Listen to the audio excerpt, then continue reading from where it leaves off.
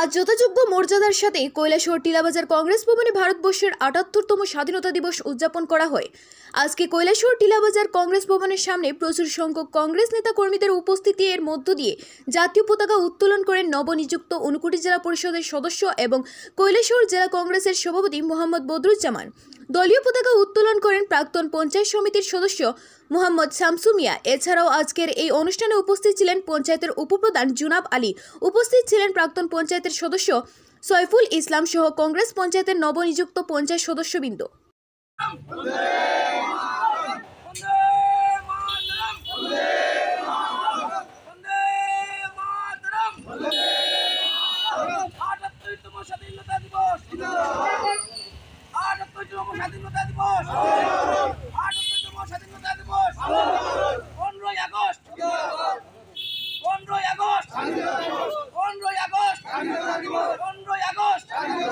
ভারতের জাতীয় কংগ্রেস, ভারতের জাতীয় কংগ্রেস, ভারতের জাতীয় কংগ্রেস, প্রদেশ কংগ্রেস, যুব কংগ্রেস, এনএসওয়াই, সেবাদল, জয় হিন্দ।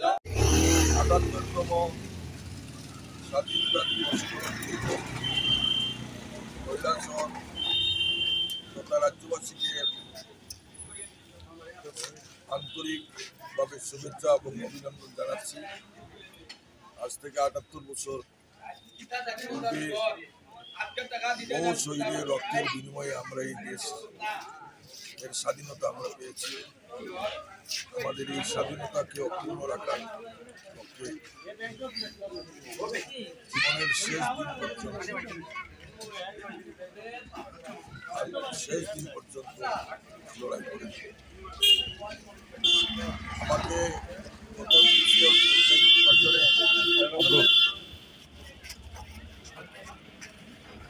এই জেলা পরিষদের ১ নং আসন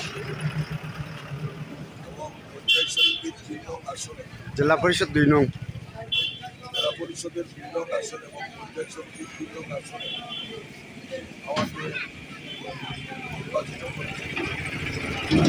সবাইকে অভিনন্দন জানাচ্ছি এবং পঞ্চায়েত সমিতি আমরা কংগ্রেস পার্টি এককভাবে সংখ্যাগরিষ্ঠতা আমরা পেয়েছি।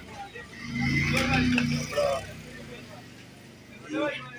ব্লক এলাকার সর্বংশের মানুষের সহযোগিতা ব্লক ডেভেলপমেন্টের জন্য, ব্লক এলাকার ডেভেলপমেন্টের জন্য আমরা কাজ করব।